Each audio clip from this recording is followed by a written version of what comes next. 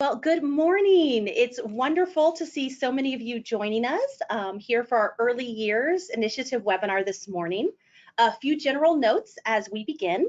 You're going to note here that we do have all attendees muted throughout the webinar to ensure that we get some great audio quality for the recording that we want to share out. If you are having trouble with your audio at any point or other questions related to accessing the webinar right now, please type those in the questions box that you'll see on the right-hand side of your screen. And speaking of that recording, yes, before anyone has to ask this in the questions box, we will be sharing out the recording from today, and it will also be available on the Early Years Initiative webpage. So with that, let's begin. As I already said, good morning and welcome today to our Early Years Initiative webinar, a reflection and a look ahead, planning for round 2. We have a lot that we want to talk about with you today, so we're going to dive right in. I am Natalie Brake, part of the Early Learning Indiana team, and today I'm going to be your guide through our conversation as we reflect on Early Years Initiative and begin planning for round 2. With the help of a few guest experts, we will be discussing the essential ingredients of a promising Early Years Initiative plan, including how to analyze your community and identify potential learning and development outcomes for the infants and toddlers you seek to serve. And also, very importantly, we will end with next steps for Early Years Initiative. To begin with our reflection today, I'd like to first welcome Maureen Weber, leader of Early Learning Indiana's team. Good morning, everyone. On behalf of Early Learning Indiana, it's my pleasure to welcome you all here today. Our organization is on a mission to ensure young children throughout the state are prepared with the essential skills to thrive. And there is simply no better place to start than at the beginning. Early Learning Indiana, with generous support from Lilly Endowment, Inc., is honored to lead the Early Years Initiative, a $50 million competitive grant opportunity. The aim of the Early Years Initiative is to help organizations in Indiana meet the developmental needs of infants and toddlers and surround Hoosier families with the resources to make the most of these crucial years of learning between birth and age 3. All Early Years Initiative work is designed to strengthen foundational learning and development, but programs and projects can be as varied as the needs of the children they are intended to serve. The Early Years Initiative has a particular focus on infants and toddlers who are in low-income households, who are members of communities of color, or who are multi-language learners. The years from birth to age 3 are critically and uniquely important. The neural pathways formed during this time create the foundation for all future learning and development. Nurturing connections formed in these early years reinforce infants and toddlers' well-being and strengthen their development at home, in childcare, and in community settings. A supportive environment and these responsive, predictable interactions reinforce young children's learning and allow them to develop critical skills, such as curiosity about the world, learning to persist through a challenge, and finding the confidence to explore. Without supportive interactions, their brain may not optimally develop, which can lead to lifelong challenges. The importance of these early years is clear, but too often, infants and toddlers don't have the kinds of experiences that allow them to make the most of this vital time. With the help of community organizations like yours across Indiana, we aim to change that. We don't know as much as we might like to know about the learning and development of very young children in Indiana, but there are a number of factors which give us pause.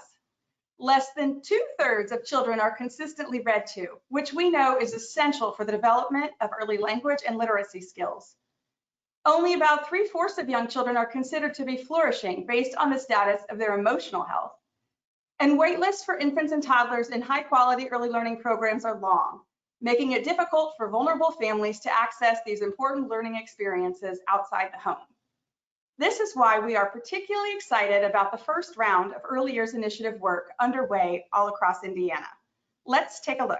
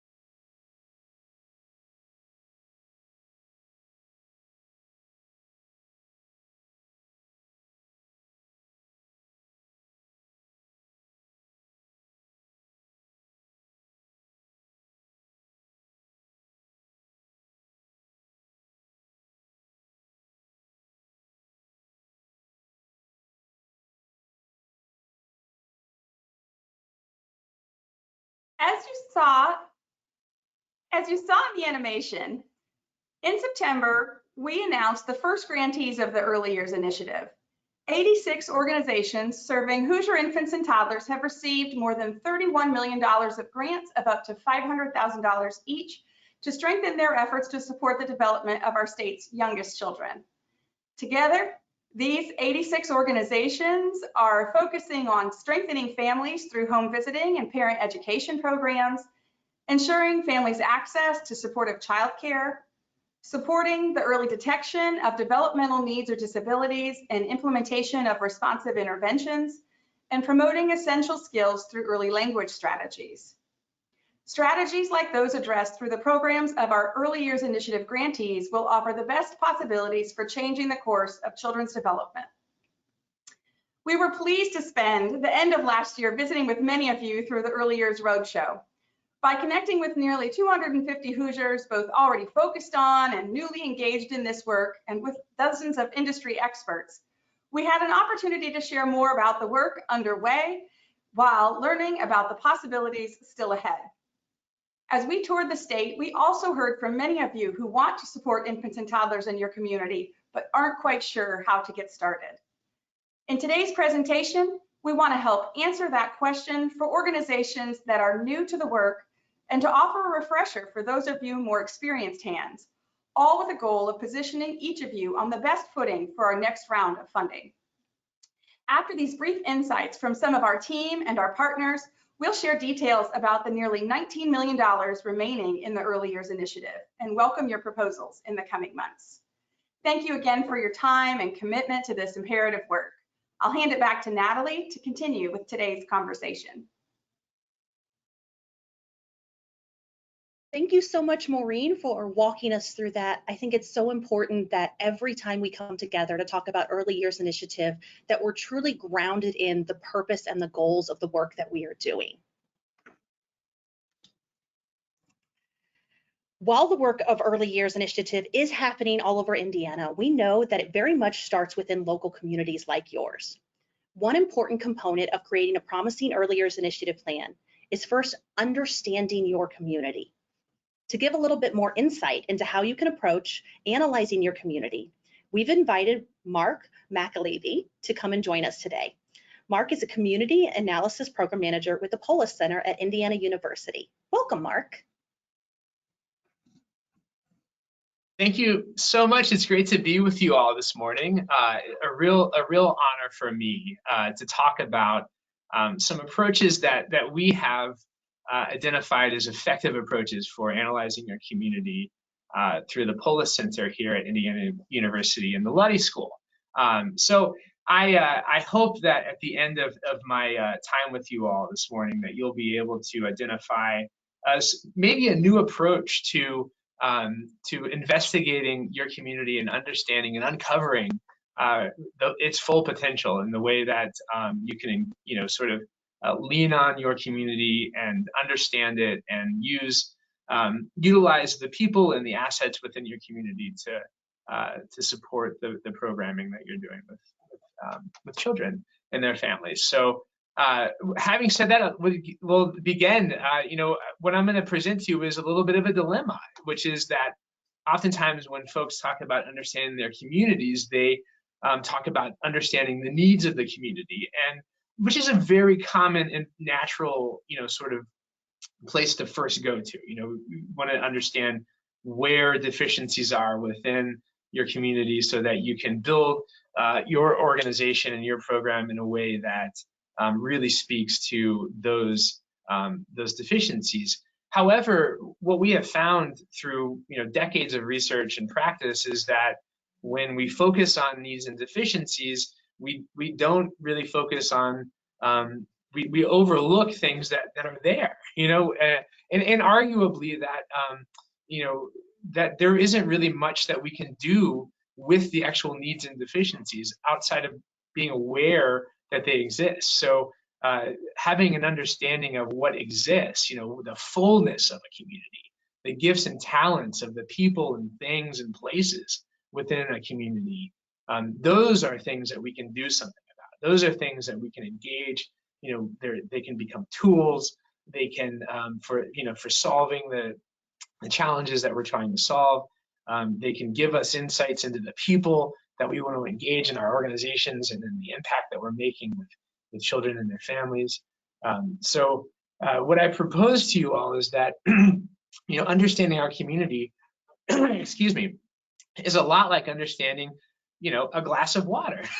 That there is fullness there. There's water there, and there's emptiness. A glass of water is like this picture here, half full and half empty. And what I'm suggesting is that for a long time, when we seek to understand our communities, typically professionals in this area focus on what's not there. They focus on the emptiness of the cup. And what I would like to talk with you all about is focusing on the fullness of the cup when we look at our communities and begin to understand what our community means to us and how we can engage our community in a way that produces wonderful results for our programming. So next slide, please. So what happens, and this is probably not uncommon. Many of you may have seen this type of thing in the past, but oftentimes when you focus on your community and its deficiencies, that's what you uncover. You uncover needs, and there are things that a community has needs that are often common and oftentimes known, right? So oftentimes communities, especially communities that are under-resourced or underrepresented in sort of mainstream places, that there are that we come to know these communities by these terms, by their unemployment, by their truancy, by having broken families, by having challenges with literacy, I'm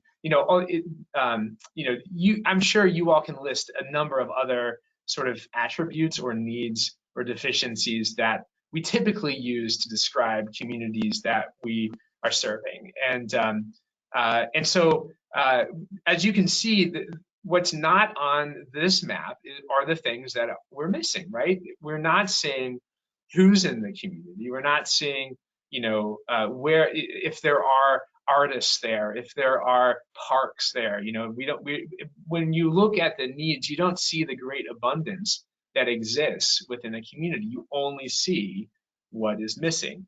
So next slide, please. So when we look at the assets in a community as opposed to the needs and the deficiencies, this is kind of the mapping that we uncover. This is the data that we find. We find businesses and sources of income for communities. We find places of health and healing like hospitals, and learning like community colleges and schools. There's as you can see, when you start to look for these things, every community has these types of gifts and talents and assets, but oftentimes we just don't look for it because we focus on the emptiness of the cup when we seek to understand our communities. But when we look for the gifts and talents, this is the vibrant sort of map data that we uncover. And what's interesting here that I want to point out too is at the middle of this map is the gifts and talents of the people in the community. And so I just find that that to be an interesting point, that really to understand your community, it also means to understand the people in your community and what they can bring to the table, and as opposed to understanding the people in your community and how how bad off they are and how deficient they are, right? There's what we're arguing with this approach is like there's just not much that we can do with that. But when we focus on what exists, those are the things that we can do something about. We can engage these gifts and talents. We can connect schools to people and parks to schools, and there's just a myriad of opportunity when we focus on what exists in a community as opposed to when we focus on the needs and deficiencies in the community. Next slide, please. So some of you might be thinking, okay, this sounds great, but like, you know, like, is it really bad to focus on needs and deficiencies? I mean, you know, the needs assessment is the golden standard for you know, research and investigation of a community, and so I want to give you some reasons why focusing on needs solely and only doing a needs assessment, if you will, is you know, what some of the consequences of doing that is. And this is stripped from community members across the country who have been a part of, you know, needs assessments in their community, and have been a part of a communities that have been known by the results of their needs assessments, if that makes sense. Like, you know, so one of the consequences is people start to feel deficient, right? So if we talk about a community in terms of their deficiencies, its deficiencies and, you know, its brokenness and all of those attributes that you saw on the needs map, you know, slowly people start to feel, or not even slowly, sometimes quickly, start to feel it. You know, you know, we are motivated by the messages around us, and so if the messages around us in our community are that we're so bad and we have all these really terrible things going on, we start to believe it about ourselves. Another thing is it starts to jeopardize local relationships. You know, if you're working with an institution and all of a sudden they start to see you as someone or coming from an institution that's broken or full of deficiencies, you know, that brings an element of tension and stress to the relationship that doesn't necessarily need to be there. Another great, you know, sort of terrible consequence of just focusing on needs is most money that comes into communities for programs is often narrowly defined. So it's really hard to find, when you're focused on the needs, it's really hard to find opportunities to invest in what actually exists, because you don't know, you know, you can't pair the funding opportunities with the actual opportunities in the community, because you're only focusing on what doesn't exist. That, you know, instead of like, and I can give you some stories before we wrap up today, but, you know, money can get misdirected. You know, instead of paying, you know, residents who could do, you know, really wonderful things for your organization or community, you know, sometimes when you focus on needs, it goes to like the professional space, and so money gets directed towards professionals who may not even be from the community, oftentimes aren't from the community, and so the investment doesn't stay in the community; it goes out to, you know, a professional helper who doesn't live in that space. We also place focus on leaders who magnify efficiency. So when we focus on needs, you know, what happens is this kind of you know, hero, like needs hero is what we call it in the sort of asset-based world. But you know, the leader who rises up by basically telling everyone how bad off a community is, and by having that knowledge, they have sort of that power, and the end result is that leader gets sort of uplifted, while the community that they're discussing, it can, you know, continues to be discussed in negative terms. You know, also ultimately, I think all of these just come to talk about a community in a negative way, presents a community in a poor self-image. And so, you know, oftentimes what the literature is finding, that when a community is discussed by its needs, then those oftentimes become sort of self-fulfilling prophecies. And so what happens when we talk about the gifts and talents of our community and the assets that exist there? So just to highlight this, you know, I was working with an after-school provider for young children in a neighborhood in Indianapolis many years ago. And we did this work with the person who was leading that early learning center in that community, and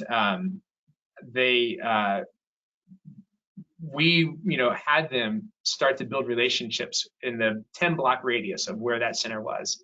You know, getting to know the people in that community, talking to, you know, organization leaders in that community, talking to community leaders in that community, and really starting to identify the map, elements of the map that I just shared. What that particular center was struggling with was talent. They had a really hard time finding people who could come in and provide, the like sort of early learning specialists to provide, this sort of programming that they wanted for the children involved in that organization. And so one of the things that they struggled with in particular was literacy. When they started to do sort of an inventory of the neighborhood, they found that a couple of blocks from the center, there was a famous poet, very well-known poet in the community, who has since passed away, sadly. But and that poet, when they started talking with her, agreed to read poetry to the children once a week, right? So just opening up the treasure that's in your community to support the programming. And she volunteered her time. So not only did they identify some talent in the neighborhood to support the programming in that community, but they found a way to do it. The neighbor didn't want to get paid. Like, she wanted to volunteer her time. She felt like it was her, sort of way to give back to the kids in the community. And so, as a result of that, those kids had, a world-renowned sort of famous poet reading to them once a week. And I think, that whole community was less off. The poet was less off. The school was less off. The community was less off. Because, those kids talked about the poetry with their families, and that those sorts of positive interactions ripple. And that, so by looking at what existed in the community as opposed to what the needs are solely, they were able to find, a really great solution by way of a wonderful neighbor. And that's just one little story of some of the power of analyzing your community in this way. Next slide, please. So, there's several different categories. How do you get started in this work? There's several different categories of assets, but, really it is just about looking at your community, from multiple dimensions, looking at physical assets, economic assets, where is income coming into the community? Where is income leaving the community? Try to shift your framework. If you've always looked at your community or the community that you're providing services in as full of deficiencies, what does it look like if you flip it? Look at the economy, look at the businesses, and as you identify all of these, assets in the physical, social, capital, and economy, think about building partnerships that support your work and support the children and families in your organization. Just this is ever evolving. It's a constant cycle, and I think you'll find if you really if this is captivating to you, I think you'll find that once you get this lens, you can't see the world any other way.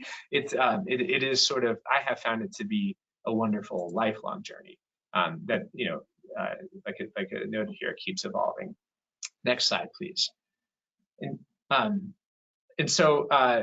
As I said, there's different categories. Here's the 6 main categories of assets in a community. A great way to sort of frame and classify your data collection as you're understanding, getting to understand and analyze your community. Individuals, they're obviously communities are full of individuals, and so is about kind of understanding who they are, what they bring to the table, what their gifts and talents are. There's a number of ways you can do that. Associations, these are unofficial organizations.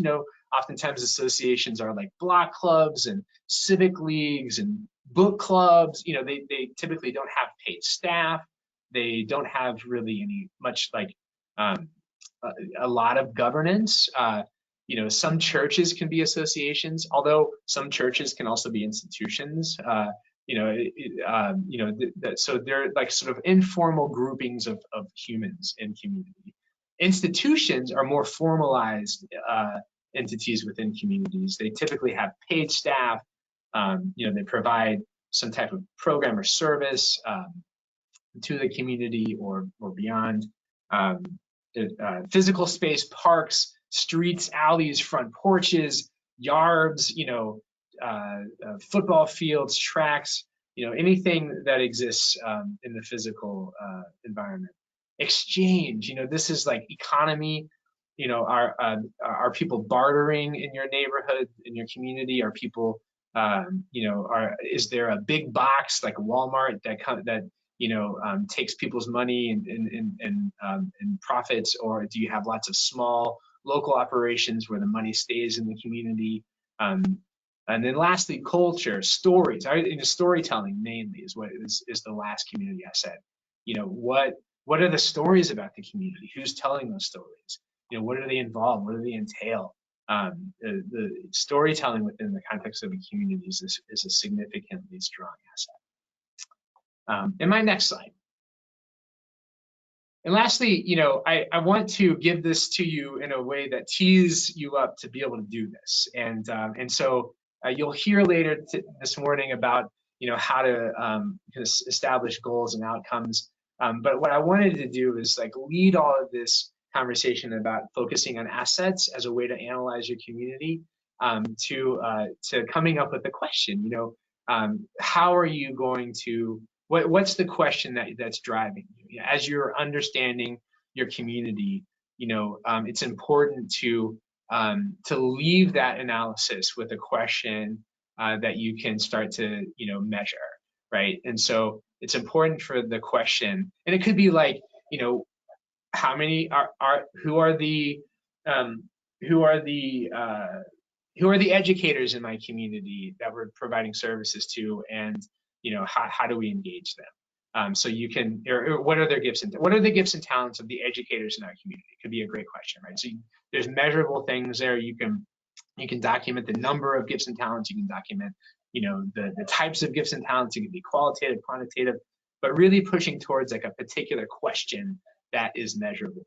So things like financial stability, quality of life, those should be drilled down into more specific terms. So if you're going to talk about something like quality of life, if that's part of your question that you're framing as you're starting to understand your community, you can take that and drill it down to other measurable sort of attributes. What does quality look like? What makes up the quality of life in your community? So it is just important to know that many concepts can be measured in multiple ways, and sometimes the most precise or insightful are not the most feasible. It's really easy to get a great question that has just impossible measurable data points around it. And that way you just want to think differently about how you're framing the question. So that's what I got for y'all this morning. I got 1 minute to spare. So I just hope that this was meaningful for you, and that and the other thing I just really quick wanted to share, that I'm not saying that the needs aren't important. I'm just saying that we're missing so much when we don't focus on what is there in abundance, the gifts and talents of our community, the assets. And if you want to have a better understanding of the needs, feel free. You can always play around on our Savvy portal that's at the Polis Center. If you just Google SAVI at Polis Center, you can come up with, we have I don't know, tens of thousands of data cards in there for census level and block level, data across the state. And especially in Indianapolis and in Evansville, you can kind of map some of that out. We haven't done that across the state yet. But you can get all of the needs information, probably most of the needs information that you want to get about your community on the portal or in census data. And then the asset information, that's just, you got to put on your discovery cap and go hunting for those treasures in your community. It's been a treat. Feel free to reach out if you have any questions. My contact information is here. Thank you, Early Learning in Indiana, for the invitation to talk with you all today. And thank you, Mark, so much for being able to join us today and share these insights. I know that was very inspiring to me, and I think that there are a lot of others who are listening that are really going to be considering how they can figure out what some of those best assets are within the communities they're trying to serve. So very much appreciate your message and your approach today. Thanks so much. Take care.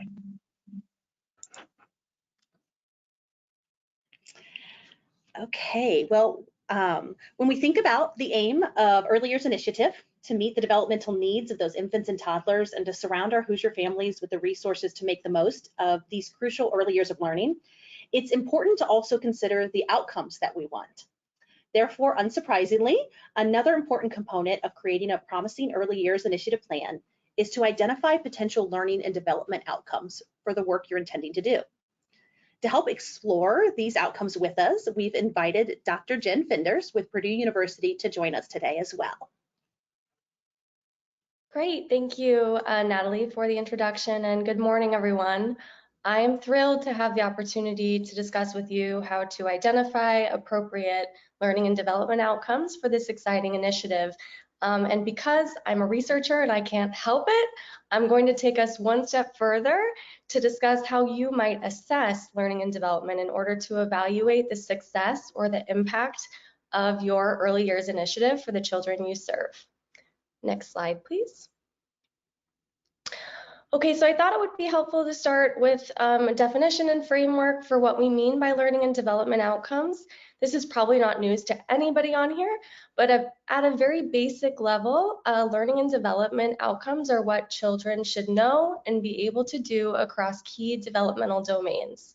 In other words, they're the core knowledge, behaviors, and skills that all children should develop to set a strong foundation for later learning. Next slide, please. During early childhood, the research suggests there are 4 domains of development that are considered essential for long-term learning and success. The first being physical and motor development, which refers to the knowledge of and use of healthy behaviors and routines, as well as the use of larger muscles, considered gross motor skills, and smaller muscles, considered fine motor skills, to control the body and manipulate objects. Cognitive development encompasses the reasoning, problem solving, and thinking abilities that help children understand and organize the world around them. Language development considers the emerging abilities in listening and understanding and in using language to communicate. And social emotional development refers to the ability to create and sustain relationships with adults and other children, as well as to express, manage, recognize, and respond appropriately to your own emotions as well as others' emotions. Just a quick note that when you look at the early learning standards for Indiana, you'll notice these domains are labeled slightly differently to demonstrate the continuum with the K through 12 academic standards. So instead of cognitive development, we might see math or science. But generally, the ideas are the same. And I'm simplifying it here today because when you're searching for assessments for infants and toddlers, you'll likely notice that they'll claim to measure these broad domains as categorized in this way. Next slide, please. Okay, so now that we're kind of on the same page about learning domains, you might be asking, how do I identify the relevant learning and development domains for my early years initiative? Next slide, please.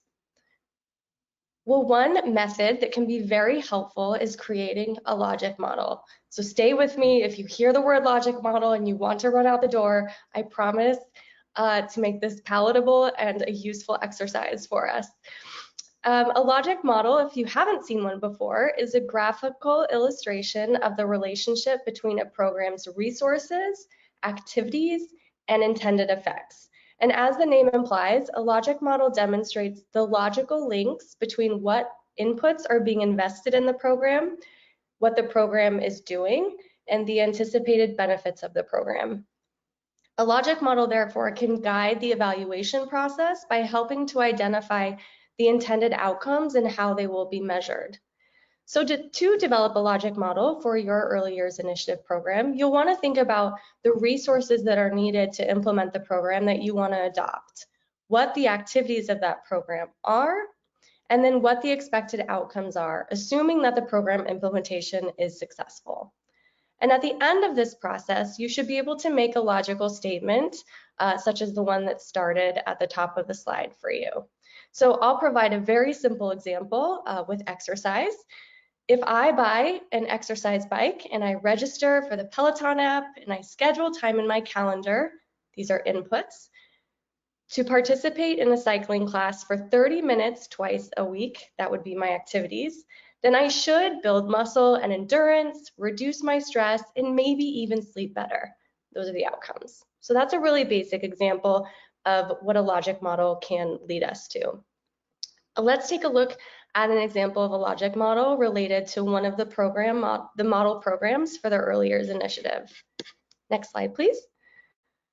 So this is a very basic logic model for the Parents as Teachers program, which is a home visiting program where parent educators conduct visits with families and implement the foundational curriculum.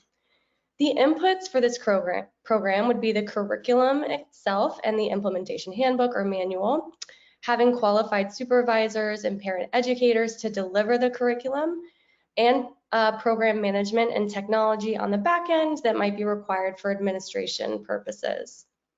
So these are some of the resources, probably not all of them, that are necessary to implement the Parents as Teachers program.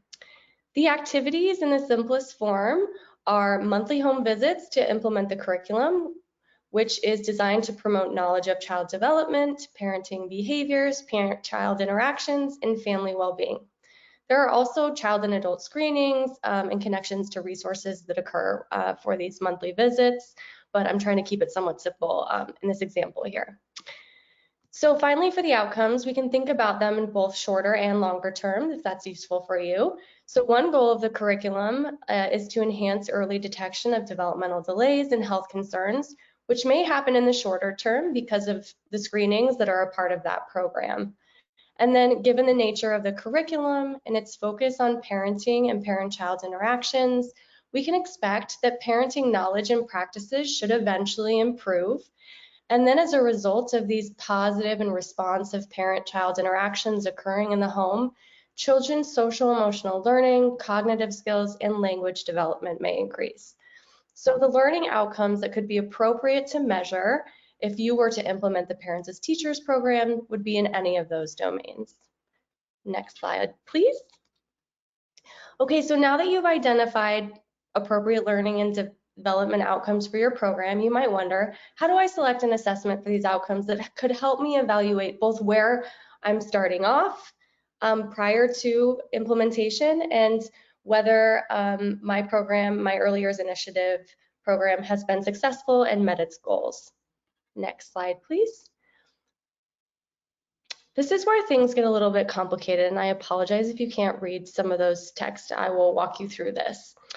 There are so many assessments out there, and it can be tricky to navigate this space. If you've been here before, then you know what I'm talking about. So I've put 8 guiding questions on this slide that you might want to consider as you're contemplating assessment options for your learning and development outcomes. First, it says domain there. Make sure that the assessment measures the domains of development that you've identified as your target outcomes. This should be fairly explicit by the publisher or developer of the assessment, either on their website or within their materials. Second, check that the assessment is developmentally appropriate for the age range that you intend to use it for. Most of the time, assessments will clearly state the age range for which they have been validated. Third, this says availability. Determine whether the assessment is available freely or whether it requires you to purchase it. And along with that, look into whether there are additional technology or software components that might be necessary to input the data or interpret the results from your assessment. If any of this costs money, you may want to consider building this into your budget. The fourth one says purpose. Make sure the purpose of this assessment aligns with your program goals. Specifically, it's helpful to distinguish between what are screeners and what are assessments, because they serve different purposes. And I'll talk more about that on the next slide. But you'll want to ask yourself, is the purpose to diagnose or identify children, or is it to track their development or their skills over time? The fifth thing to consider is the modality or the mode of the assessment and your program's capacity to administer assessments with individual children. I'll also talk more about the distinction between direct assessments and caregiver reports in a later slide, but you'll want to decide whether you want to collect an assessment based on the demonstration of children's skills and knowledge or based on an adult's report or perception of those skills. Sixth, this says time. Evaluate the time you can dedicate to assessment. Some of these take longer to administer than others. And again, this might be a question of capacity within your program. Additionally, think about how often you might need to conduct assessments. At the very least, if you want to see whether there is growth in learning or development on children's knowledge and skills as a function of the Early Years Initiative program, then you'll likely want to administer assessments pre-implementation and post-implementation at the very least. Seventh, look into the training requirements or qualifications that are necessary to administer the assessment correctly, as well as to score and interpret results. There may be an online module that can guide you through how to use the assessment, or there may just be materials on use, but just make sure you know what you're getting into and whether there's an infrastructure in place to support the implementation of your assessment. And then finally, be aware of the limitation of assessments for diverse learners. Some assessments may be administered in multiple languages, some may not be available for multiple languages, some may have been normed on samples that include children from diverse cultural backgrounds, some may not. This is something to look into so you can be sure that the assessment you select is appropriate for the children that you serve. Next slide, please. As I promised, I'd do a quick little side note on screeners versus assessments, because these are often kind of thought about or used interchangeably, but they have very different purposes. Screeners give you a snapshot to determine whether development is on track and hitting major milestones. These are often in the form of checklists, so you can think like ages and stages here. That's a very common one people are familiar with. But their purpose is really to identify children who may need additional support or evaluation. If your question, guiding question for your program is, does a child need an in-depth evaluation? Then a screener is right for you. Assessments, on the other hand, are ongoing and they provide information about progress and development over time. These are often more nuanced ratings, scores, or systems, and their purpose is to monitor development and learning goals. So if your question is, what knowledge and skills does the child have, then an assessment is right for you. Next slide, please.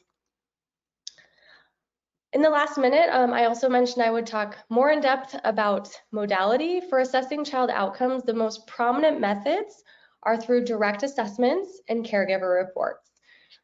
So just to give you an overview, direct assessments are task-based and they require children to demonstrate their skills and knowledge to an assessor. They usually come with a set of materials or manipulatives, a manual that describes the administration protocol, and scoring sheets. Because of this, they can be quite expensive. This is a picture of the Bailey here. Some of you may recognize this. We use this in our research and it's pretty costly. So you want to keep that in mind. Direct assessments often require training and practice, like you can't just open up this kit and go. They need a little bit more time to learn and they're more time to administer. But one of the positives is that they're objective measures and they're less prone to biases that raters might have. So they're pretty accurate at capturing children's skills. These are some active links here that you can click, and if you're interested, you can look at some of these different options, but keep in mind this is not an exhaustive list, just some examples of direct assessments. Next slide, please.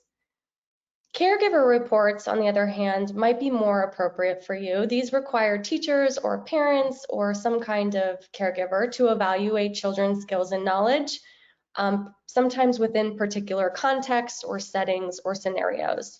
They usually come with just a manual and a rating form, and for that reason, they're less expensive and sometimes even freely available. Caregiver reports might require training, but typically the idea is that anyone can read the instruction and respond to the items.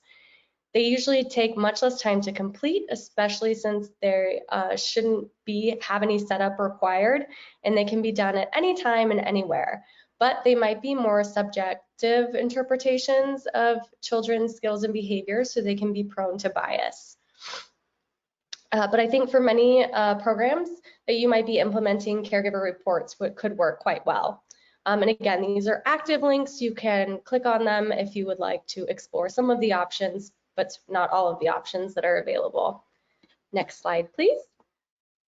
Okay, so I flooded your brain with information on outcomes and assessments and a logic model. And so next question might be for you, are there resources available that can help me find an appropriate assessment to evaluate my early years initiative? And the answer is yes. Next slide, please. My favorite place to go is the Institute for Child Success Impact Measures tool. This is basically a repository of assessments, and on the left-hand side there, which is kind of hard to see, you'll see these little carrots, you can filter by basically all of the different criteria I talked about today. So you might see topic there, that's what will let you filter by developmental domain. So you can click social emotional learning if you know you want to measure a social emotional learning outcome. You can filter by cost, age range, who the administrator is, so whether that's a teacher, a parent, a clinician, a researcher, etc. You can filter by type, so whether it's a screening tool, a direct assessment, etc. The languages available for the assessment, and how much time each should complete. So how nice is that? That's pretty cool. It's like a one-stop shop, and once you've answered those 8 guiding questions, you can go straight here and start exploring some options. Just be aware that, again, this likely probably doesn't include the entire universe of assessment options, but it's a good place to start. So just to recap today, a logic model can be used to identify learning and development outcomes.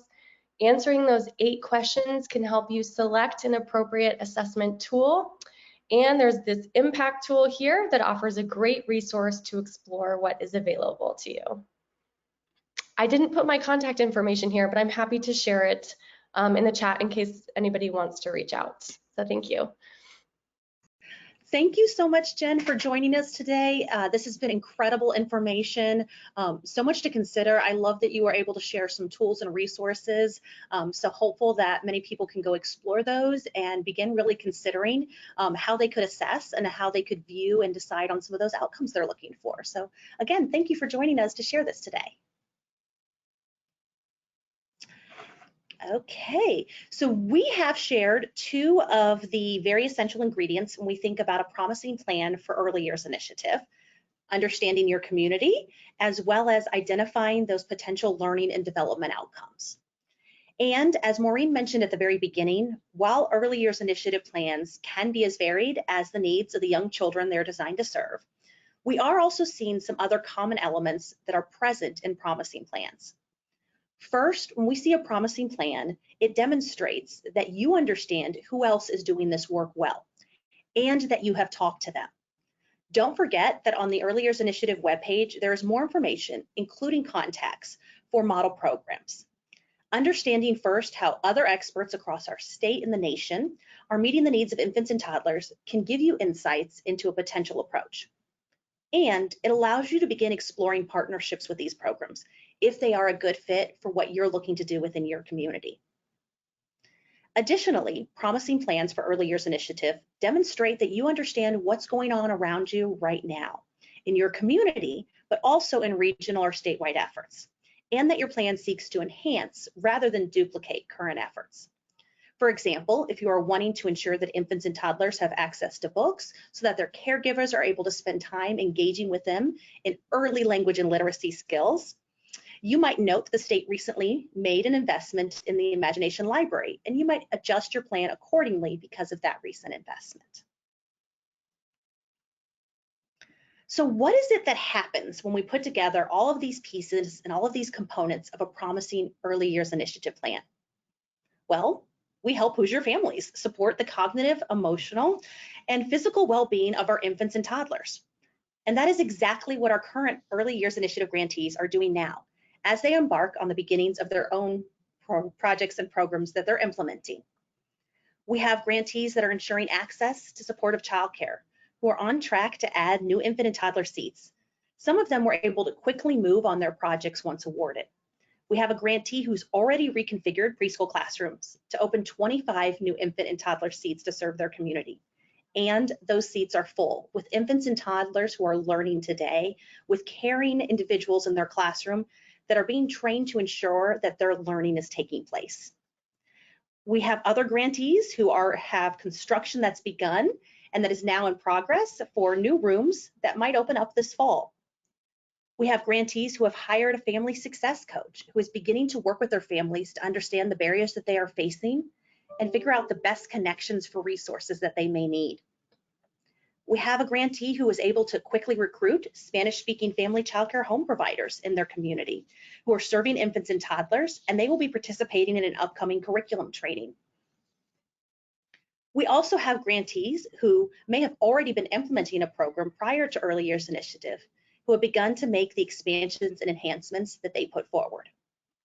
There's a grantee who has 3 new roles funded through Early Years Initiative to expand and enhance their Healthy Families program, including an additional team member who has already begun serving families in a new county for this organization, and 2 new bilingual team members who have begun serving families in 2 of their existing counties who have a higher population of Spanish-speaking families. We have another grantee who's serving mothers who are incarcerated that has been able to hire and train their new facilitator for a program that they're doing. As an individual who was in prison and had a baby in the nursery there, she's bringing a unique lived experience to that program to serve those mothers.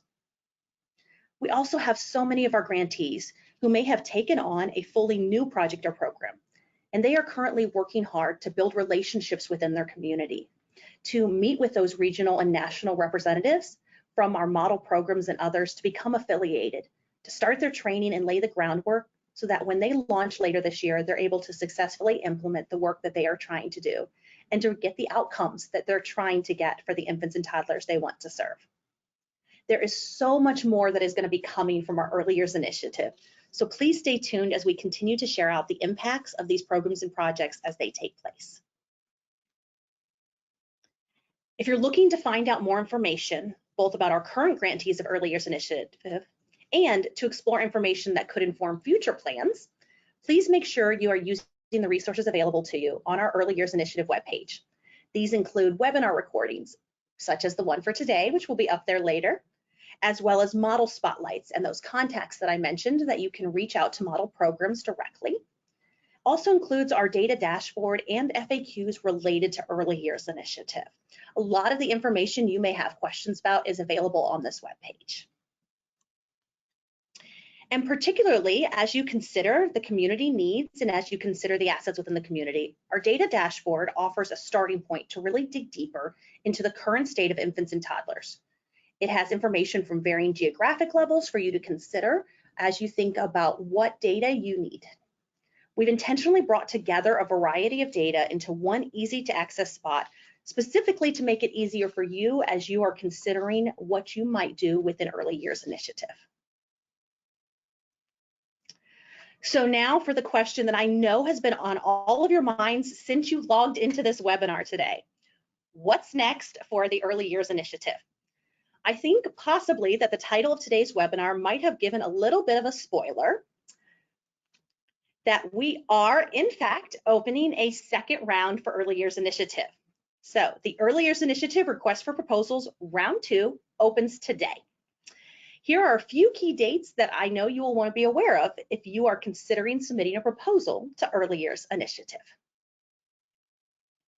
As I mentioned, later today, we will be updating our Early Years Initiative webpage to include the RFP and all other information you might need to know about this round of funding.